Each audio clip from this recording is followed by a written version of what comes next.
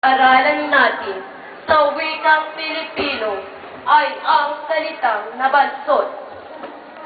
Kapag ang isang bagay na ay dapat pang lumaki, ngunit tumigil na sa paglaki, ang bagay na ito raw ay nabansot.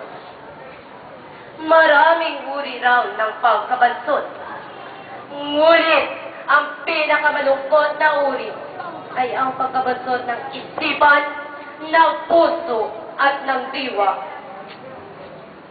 Ang panahon ng kabataan ay panahon ng paglaki.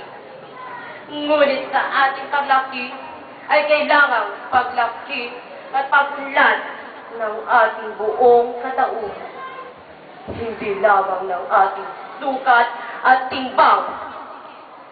Kung gapos naman ang ating taas at kapison man ang ating bigat, kung ang pag-iisip naman natin kakulitat lamang, kay pangit na kabansutan. Kung tumagad man tayong tangkad kawayan, at bumilog man tayong bilog sa bayan, kung tayo na may tulad ni Bondi ay di mapagkatiwalaan, kay anong laking kakulangan?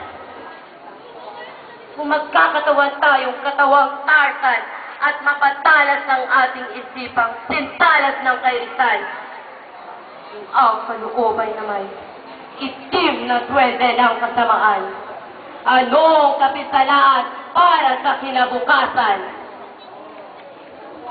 Kinabukasan, kabataan, tayo raw ang pag-asa ng inang bayan. Tayo raw ang maghahatid sa kanya sa langit ng kasaganaan at karangalan, o hihilat sa kanya sa putik na kahirapan at kahihiyan. Ang panahon ng pagkilos na ngayon, hindi bukas, hindi sa isang taon. Araw-araw ay tumutuwid tayong palangit at bumabalugtot tayong paputik. Tamang-tama ang sinabi ng ating mga ninuno. Kung ano raw ang kamihasnan ay siyang pagkakatandaan. Huwag nating akalaing makapagpapapayat tayo ngayon sa ating mga pag-aaral.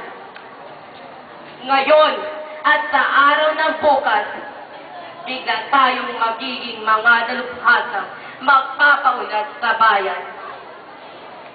Huwag nating akalaing makapagdaraya tayo sa ating mga pagsusulit at makakupit sa ating mga magulang. At sa mahiwagang araw ng bukas, makakaya natin balikatin ang lahat na mamibigat na suliranin ng bansa. Huwag nating akalaing makapagdulugdog tayo ngayon sa kalatwaan at kahalayan.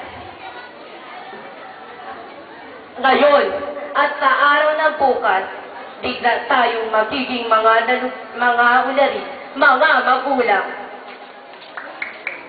Kabataan, ang tunay na pag-ibig sa bayan, ang tunay na nasyonalismo ay wala sa tamis na pangarap, wala rin sa pagpag na dila. Ang tunay na pag-ibig ay nasa pawis ng gawa.